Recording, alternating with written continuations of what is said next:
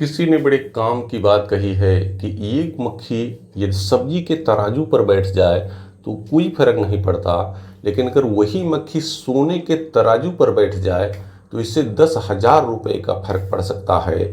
जीवन में संगत का बहुत असर होता है, इसलिए संगत सुधारिए। आप किसके साथ रहते हैं इसको जरूर देखिए। नमस्कार दोस्तों, एक छोटी सी कहानी ये 3 राहगीरों की है। 3 पथिक थे जो कहीं से जा रहे थे। आपस में हालांकि उनकी कोई दोस्ती नहीं थी, लेकिन क्योंकि उनको एक रास्ते पर जाना था इसलिए तीनों एक साथ हो गए। वो बस से उतरते हैं और आगे उनका रास्ता पगडंडियों वाला था। तीनों साथ में चले जाते हैं। उनके पास 2-2 बैग होते हैं।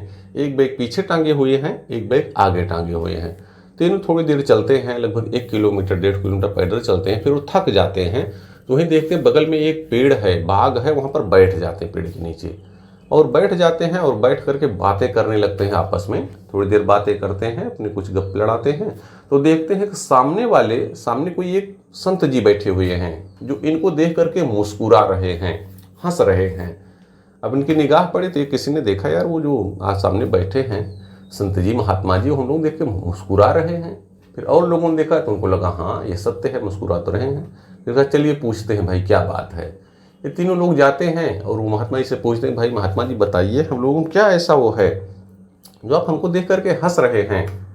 तो कहते हैं कि बेटा ठीक है, हम आपके प्रश्नों का जवाब देंगे, पहले आप मेरे एक प्रश्न का जवाब दीजिए।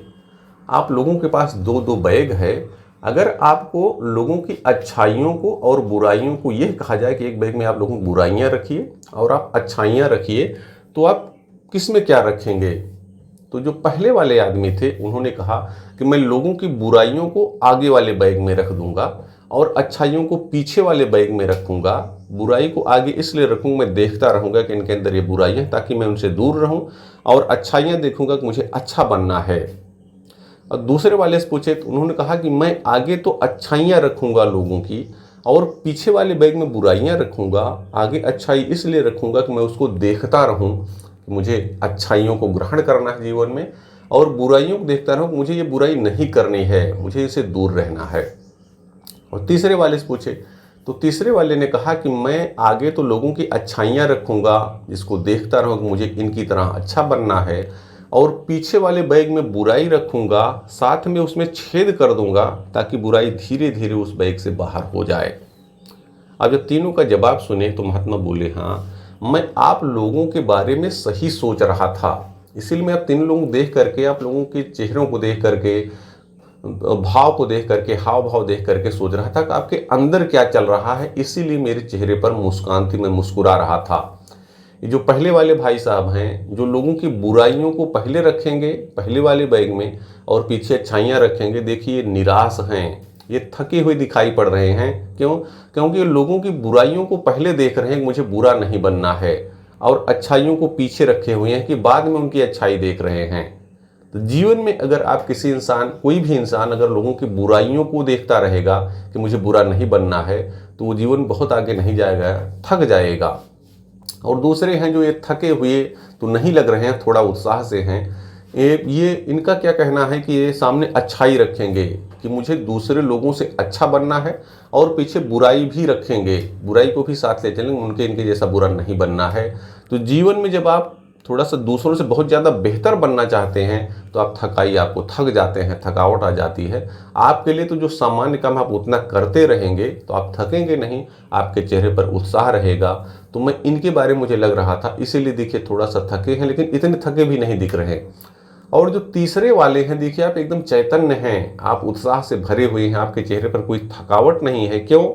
क्योंकि आप आगे वाले में अच्छाई रख रहे हैं, लोगों की अच्छाइयों को मैं देखता रहूँगा, और पीछे वाले में आप बुराई रख रहे हैं, साथ में उसमें छेद कर दे रहे हैं ताकि वो धीरे धीरे निकल जाए।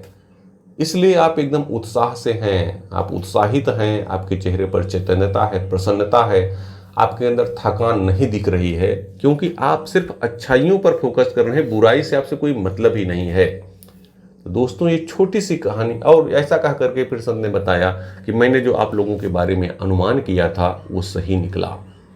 दोस्तों ये छोटी सी कहानी, इसका सार यही है कि जीवन में भी हम अगर आगे बढ़ना चाहते हैं तो हम दूसरे लोगों की अच्छाइयों को देखें, बुराइयों पर हम ध्यान ही ना दें। अगर हम अच्छाइयों को देखते रहेंगे तो एक दिन ऐसा आएगा कि हम अच्छे बन जाएंगे, और अगर हम लोगों की बुराइयों को ही देखते रहेंगे तो एक दिन ऐसा आएगा कि वो बुराई दूसरों के अंदर नहीं, आपके अंदर थी। जीवन का ये सूत्र है कि अगर जीवन में हमें आगे बढ़ना है तो हमें लोगों की अच्छाइयों को ही देखना होगा और बुराई पर हमें ध्यान नहीं देना होगा। आप देखिए, जैसा अगर आप अच्छा देखेंगे, आपके दिमाग में अच्छी बातें चलेंगी और आप अच्छे काम करने के लिए प्रेरित होंगे।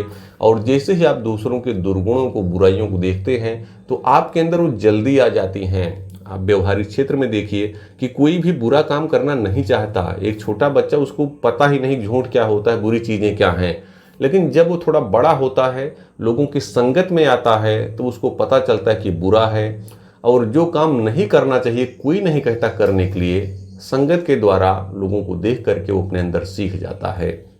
तो याद रखिए, अगर जीवन में आगे जाना है तो आप दूसरों की अच्छाइयों को देखना आज से ही शुरू कीजिए। आप देखेंगे आप जीवन में आगे बढ़ते चले जाएंगे। तो भगवान ने आपको समझ दे रखी है, वो दिमाग दे रखा है कि आप लोगों की अच्छाइयों को देख सकें। तो भगवान ने जो कुछ भी आपको दिया है, उन सभी चीज़ों के प्रति कृतज्ञता का भाव अपनाइए और अपने जीवन को बेहतर से बेहतरीन बनाइए। याद रखिए, ऊपर वाले न भूलते हैं न भूल करते हैं, वह आपके प्रत्येक कर्म का फल अवश्य देते हैं। बहुत बहुत धन्यवाद।